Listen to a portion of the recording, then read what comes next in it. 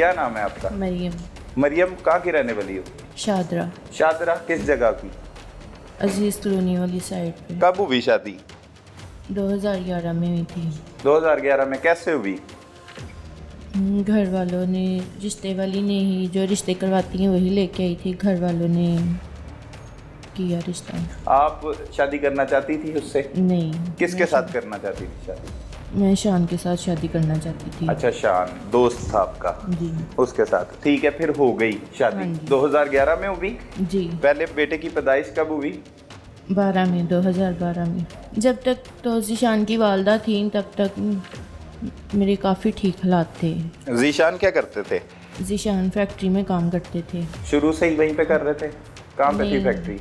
Factory, इनकी factory कभी कहीं और कभी कहीं। यही मसले थे, खर्चे के ज़्यादा मसले थे। आप लोग ज़्यादा खर्चा नहीं देते और उनका भी इसी बात पे ज़्यादा मूड ऑफ रहता था। घर वाले उनको कहते थे, बोलते थे और मेरे साथ भी उनका मूड ख़राब रहने लग गया था। जीशान हाँ जी, घर पहले वालों ठीक की रहते थे? जीशान ठीक थे पहले आपके साथ? जी। जब तक कितना अपने बाप के साथ थे प्रेस पे तब तक ठीक थे, इकट्ठी आमदनी आती थी। और उसके बाद फिर जैसे ही कहीं और शिफ्ट हो गए तो फिर उसके बाद ऐसे ही मसले चलते रहे। कितना अरसा अपने वालिद के साथ वो रहे प्रेस पे? शादी के बाद सिर्फ उन्होंने 1 माह ही वहाँ काम किया है। अच्छा। और हमें बताया गया था इनकी सैलरी 30,000 है। 30,000? 30,000 सैलरी बताया था। और जबकि शादी वाले दिन मैंने उनसे पूछा था आपकी सैलरी कितनी है और उन्होंने बताया था मेरी 6,000 सैलरी है। सही। 2011 की बात कर रही हैं, ठीक है। फिर उसके बाद फिर घर में लड़ाई झगड़े खर्चे की वजह से ही ज़्यादा होते थे। और हम बच्चों का दूध नहीं अफोर्ड कर सकते, ये घर वालों ने कहना। तो वो इसी घर से 2-2 3 दिन आते भी नहीं थे। वो कहाँ पे रहते थे? अपने दोस्त के पास, पता नहीं कहाँ रहते थे, लेकिन काफ़ी हालात का सामना करना पड़ता था। सही है। और फिर उसके बाद मेरे जो देवर हैं वो ही घर का सारा सिस्टम चलाते थे और मेरे जो ससुर हैं वो भी सारा कुछ इकट्ठी आमदनी आती थी और मेरी सास माँ सही तरीके से लेके चल रही थी और हम बाकी बहुत खुशहाल थे। और जैसे वो बीमार हुई और सब ने अपना अपना कर लिया, देवर ने भी अपना कर लिया और मेरी सिस्टर के साथ शादी भी की उन्होंने। अच्छा, आपकी सिस्टर के साथ शादी हुई देवर की? हाँ, कब हुई है? लव मैरिज की थी। और फिर कब हुई थी? ये मुझे याद नहीं है। आपकी शादी के कितनी देर बाद हो गई थी? जब मेरा दूसरा बेटा आने वाला था तब। अच्छा, हुई दूसरा थी। बेटा। हाँ जी। जो 6 साल का है? जी। मतलब 6 साल या 5 साल पहले की बात? हाँ जी। सही।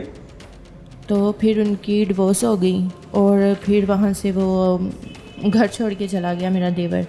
और घर के और मेरी सास को कैंसर था और ऐसे ही घरों में काम वगैरह में बहुत ज़्यादा मसरूफ़ थी।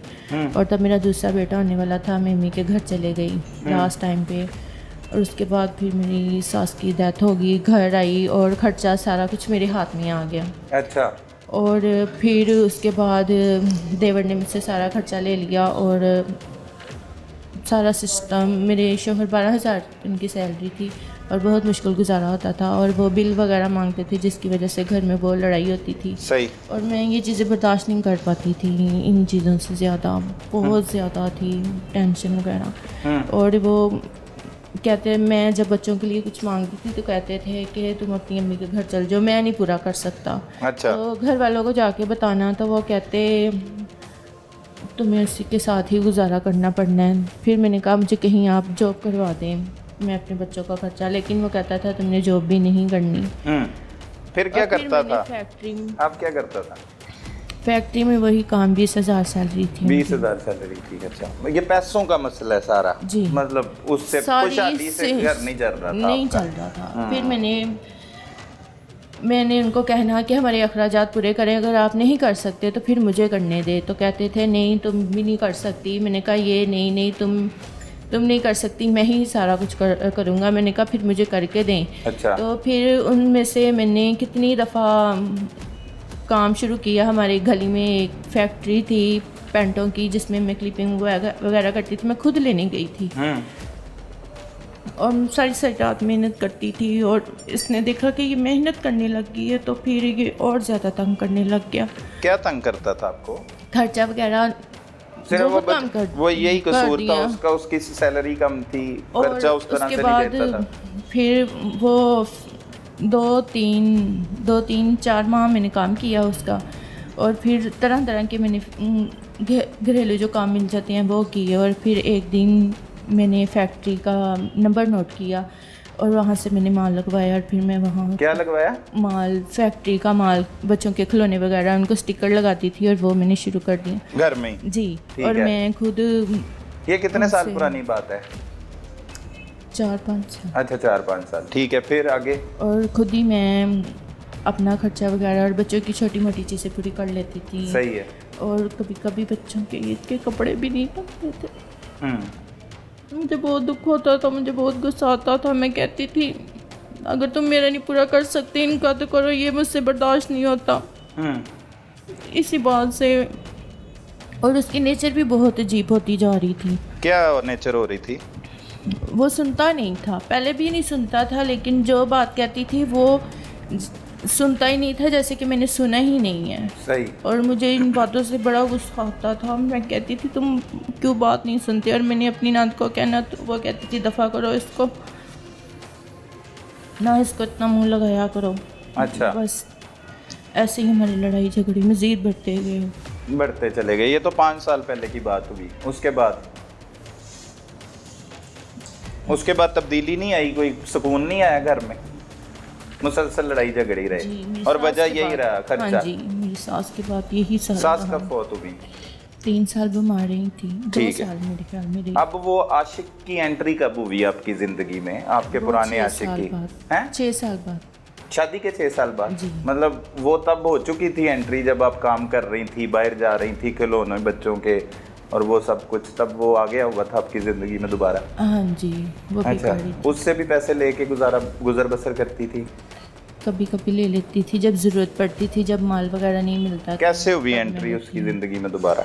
मैंने ही इनको मैसेज किया था। क्या कहा? मैंने ही बस हाल चाल पूछा था और मुझे रिप्लाई नहीं मिला। शान को? जी। अच्छा, क्या और कहता? दूसरे दिन मैंने फिर रिप्लाई किया, मैसेज किया, और फिर मुझे रिप्लाई मिला था। क्या कहता? यही पूछा था क्या हाल है, और 2-3 मैसेज किए, मुझे याद नहीं है। और ऐसे बहुत कम बात होने लग गई थी। और कभी कभार करती थी बात, क्योंकि मेरा अपना ज़ाती मोबाइल नहीं था। और जब से फिर किसके मोबाइल से करती थी बात? अपने शोहर के मोबाइल से कभी कभी कर लेती थी, वरना नहीं करती थी। ठीक और है। फिर ऐसे ही 4-5 माह गुजर गए। फिर मेरा मोबाइल मैंने अम्मी से लिया, अपना मोबाइल, और फिर मैं मुसलसल रब्ता हाँ शुरू कर जी। दिया। सही है। मिलने लेकिन आता था? बात मैं बहुत कम करती नहीं, मिलने नहीं आता था। आप जाती थी मिलने? हाँ जी, कभी कभी चले जाती थी। उसकी सिस्टर मेरी दोस्त थी, उसके घर हाँ जाती जी, थी? उनके घर चले जाती बाहर थी। भी घूमते फिरते थे? नहीं, बाहर नहीं घूमते। अच्छा, क्या बातें होती रहती थी उससे? इतनी खास बातें नहीं होती थी, बस उसकी अम्मी और उसकी बहन के साथ। क्या कहता था? शादी कर लूंगा, छोड़ दो इसको, तलाक दे दो, मेरे साथ आ जाओ। वो कुछ ऐसी कहता था बात मैं होती? तुम्हें, हाँ जी, वो कहता था मैं तुम्हें बहुत खुश रखूँगा। जब मैं सारा कुछ बताती थी तो वो कहता था मैं बहुत खुश रखूँगा, हम शादी कर लेंगे। अच्छा, ये तो हो गया। चलो, एक तरफ शौहर है, उसने ज़िंदगी जीरन की हुई है, आपने अपनी ज़िंदगी को सुख दे दिया, अपने पुराने आशिक को दोबारा ज़िंदगी में दाखिल कर लिया, उससे पैसे भी ले रही है, घर भी जा रही है, उससे मुलाकात भी, और मोबाइल फ़ोन भी आ गया है। अब कौन सी ऐसी वजह आई कि शौहर को कत्ल करवाना पड़ गया, वो बताओ ज़रा। उस दिन मैं बहुत परेशान थी, मेरी मियाँ से लड़ाई हुई मेरी, क्या लड़ाई हुई? और वो घर में सौदे नहीं ला के दे रहा था मुझे। अच्छा। तो इस वजह से मेरी उसके साथ बहुत लड़ाई हो रही थी कि मैं बच्चे कहाँ लेके जाऊँ। तो फिर वो कहता तुम टेंशन ना लो, मैं सारी टेंशन तुम्हारी हल कर दूँगा। अच्छा, शान कहता? हाँ जी। सही है। ये जुमे वाले दिन मेरी बात हुई थी, और हफ्ते वाले दिन मेरे मियाँ का कत्ल हो गया। अच्छा, आपने कत्ल नहीं करवाया? सच्ची स्टोरी सुनाओ, ये झूठी स्टोरियां नहीं सुनानी गई। ये झूठी नहीं है, हाँ। ये सच है। तो बताओ ना कि इस तरह से कहा कि मेरे बंदे को कत्ल कर दो, वो ये सारी नहीं बात मैंने बताओ। कहा था कत्ल कर क्या दो। कहा था फिर आपने? वो सुबह आया था हफ्ते वाले दिन, हाँ। उसने मुझे कॉल की थी। किसने, शान ने? हाँ जी। अच्छा। मैं आपकी गली में आया हूँ। और मैंने पूछा क्यों, सुबह तुम क्यों आए हो? कहता किसी काम से आया हूँ, हमारे शोहर चले गए घर से। मैंने कहा नहीं, अभी नहीं गए। तो वो फिर 8 बजे, मैंने कहा 8 बजे जाते हैं, और वो जब 8 बजे चले गए और उसके बाद उसने फ़ोन नहीं मुझे किया और मैंने उसको फ़ोन किया मैं यही पूछने के लिए, और उसने मेरी कॉल पिक नहीं की। और 15 मिनट 20 मिनट बाद बेल हुई। मैंने टेरेस वाली साइड से देखा एक आदमी जो ज़ीशान के दोस्त हैं, उन्होंने कहा ये ज़ीशान का घर है। मैंने कहा जी ये ज़ीशान का घर है। कहते ज़ीशान का कत्ल हो गया है। और मैं भागती भागती नीचे गई, अपने ससुर को उठाया और वो आधे घंटे के बाद बाहर गए। उन्होंने अपने भाई को बेटे को फ़ोन किया, तो उसके बाद फिर उनकी रात को लाश आई। उनकी लाश चाहिए तो मतलब मासूम खातून को पता लगा, उसके शौहर के दोस्त ने बताया कि आपका शौहर कत्ल हो गया है, यही हुआ है सब कुछ है। तो आप तो मासूम है, फिर क्यों पुलिस ने पकड़ लिया आपको बेगुनाह? मैं भी शायद कातिल थी। आप भी कातिल हो शायद, वो क्यों? अब वो बताओ ना किस तरह से कत्ल करवाया शौहर को। ये कहानियां नहीं सुनानी, वारदात बतानी है किस तरह से उसे कत्ल करवाया। वो कत्ल करने की प्लानिंग कहाँ पे बनाई, किस दिन बनाई और किस तरह से कत्ल करवाया?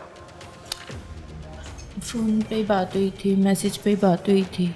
मैसेज पे बात हुई थी, किसके साथ? शान के साथ बात। शान के घर भी जाती थी, मुलाकात भी करती थी, 6 साल से मिल भी रही थी शादी के बावजूद जी।